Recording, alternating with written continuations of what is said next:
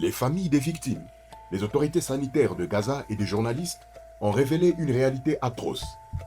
Des corps de Palestiniens restitués par Israël sont mutilés, dépouillés de leurs organes. Où sont ces organes? Qui les a pris? Pourquoi? Et que signifie tout cela pour la justice et la vérité? Bienvenue sur notre chaîne APENP. Avant samedi 20 octobre 2025, je partais déjà d'un constat. Si le Hamas a signé cet accord imparfait, ce n'est pas parce qu'il allait le violer, c'est parce que celui qui avait tout à perdre allait violer l'accord avant lui. Comme on dit en swahili, je le traduis littéralement, le propriétaire n'abandonne pas sa chose. Et ça, c'est moi qui le dis. Nous connaissons la chose tellement que la chose elle-même nous prouve que nous la connaissons assez bien. Israël a violé le cessez-le-feu. Il a arrêté la livraison de l'aide humanitaire, jusqu'à nouvel ordre. Jusqu'à nouvel ordre que nous connaissons, qui s'est traduit en plus de 7 mois de blocus, de famine, de mort par malnutrition, d'impossibilité d'évacuer malades et blessés. Au même moment, il a tué 97 Palestiniens en prétextant une attaque attribuée au Hamas. Prétexte démenti publiquement par un allié, Donald Trump. Cette disproportion révèle la logique d'écraser la vie civile. Aujourd'hui, nous ne parlons plus simplement de stratégie militaire. Nous parlons d'un autre type de violence. L'état dans lequel sont les corps rendus après les échanges. Les familles, les autorités sanitaires de Gaza et les médias ont rapporté que le corps rendu était mutilé. Ce n'est plus une hypothèse, c'est un constat médical, administratif et journalistique.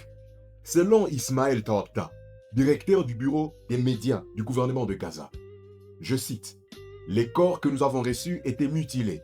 Des parties manquaient, les yeux, les cornets et d'autres organes internes. » Fin de citation.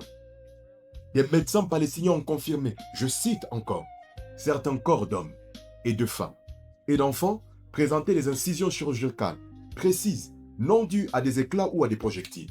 Fin de citation. Les familles des victimes comme celle de Mohamed Al-Zani ont raconté avoir reconnu leurs proches mais sans certains organes, ni yeux. Ces témoignages rejoignent ceux des médecins légistes internationaux qui avaient déjà dénoncé des pratiques semblables en 2009.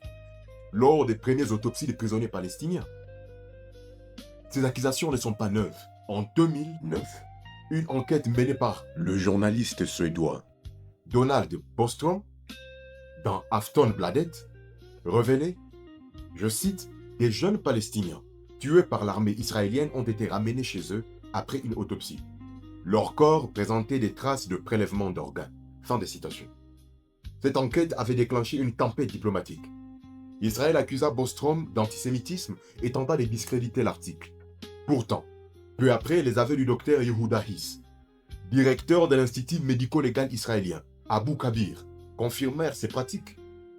Nous avons prélevé des cornets, des peaux, des valves cardiaques et des os sur le corps des soldats, des civils, d'enfants et même d'ennemis. Fin de citation.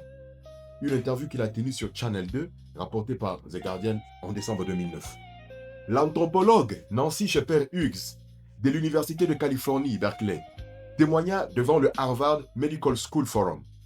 Je cite, « Israël a été au centre d'un vaste réseau international de trafic d'organes, lié à la demande mondiale et protégé par le silence d'État. » Fin de citation. Elle parla d'un apartheid biologique où la vie des uns sert de ressources médicales pour les autres. Je dis moi, même rentable. Au-delà du commerce, il y avait une idéologie. Le rabbin Yitzhak Ginsburg, influent en Israël, justifia un tel traitement de non-juifs en déclarant, je cite, « Si un juif a besoin d'un organe, la Torah permet de le prendre d'un goy mort. La vie d'un juif a une valeur infinie. » Fin de citation. Cette mentalité d'exception se retrouve jusque dans des discours militaires israéliens qui parlent des Palestiniens comme des animaux humains, et même ceux de leur politique. Et si l'on traite un peuple comme des animaux, on ne s'interdit pas de les dépouiller de leurs organes. À chaque dénonciation, le réflexe est le même, discréditer, accuser, étouffer. Quand Nancy Shepherd Hughes présentant ses preuves, Israël la traita d'agitatrice antisioniste. Quand Aftonbladet publia son enquête, le ministère israélien des Affaires étrangères parla de haine suédoise. Et quand les Nations Unies signalèrent en 2024 le cas des prisonniers palestiniens, morts sous torture et disparus, Israël accuse le rapporteur spécial Francesca Albanese d'être anti-juive. Pourtant, les faits s'accumulent. On recensait plus de 75 Palestiniens morts en détention, dans des conditions assimilées à des expérimentations ou négligences volontaires. Même sans lire une charte, nous savons tous, tout ce qui est fait sans consentement est illégal. Mais pour mémoire, l'article 3, commun aux conventions de Genève, interdit tout traitement, mutilation ou atteinte à la dignité. Le code du célèbre Nuremberg 1947 pose le consentement libre et éclairé comme base de tout acte médical. Nuremberg, l'endroit où on a dit la victoire de l'humanité sur la barbarie. Et ce qui se passe maintenant, c'est quoi? La déclaration d'Helsinki 1964 réaffirme le respect du corps humain même après la mort. Ce sont des principes universels et leur violation fait du prélèvement sans consentement un crime contre l'humanité. Le fil est clair. Un passé d'abus prouvé à Abu Kabir. Des faits récents identiques à Gaza. Une rhétorique d'État pour nier, étouffer et inverser la culpabilité. Tout cela n'est pas une coïncidence. C'est une continuité et quand le crime se répète avec impunité, il devient une politique. Où sont ces organes? Qui les a pris et pourquoi? Eh bien, nous avons tous la réponse. Ces faits ne sont que la surface d'un système.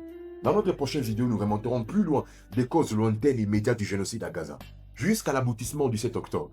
En dévoilant les complicités internationales, les intérêts économiques et la fabrication du silence. Abonnez-vous pour ne rien rater. Aujourd'hui à Gaza, des témoins rapportent que des personnes arrêtées vivantes sont rendues mortes et mutilées. Des cornets, reins, foie, peau, manqués sur le corps. Ces révélations sur le corps mutilé ne concernent pas seulement les organes. Elles s'inscrivent dans un contexte plus large de violations systématiques à Gaza. Envoyez vos preuves, photos, vidéos, documents, récits signés à l'adresse sécurisée indiquée. Nous les vérifierons et transmettons aux organisations qui sont les nôtres et aux juristes internationaux. Tout commence à basculer quand nous disons non, surtout après avoir connu la vérité. Abonnez-vous sur notre chaîne APLP pour nous soutenir.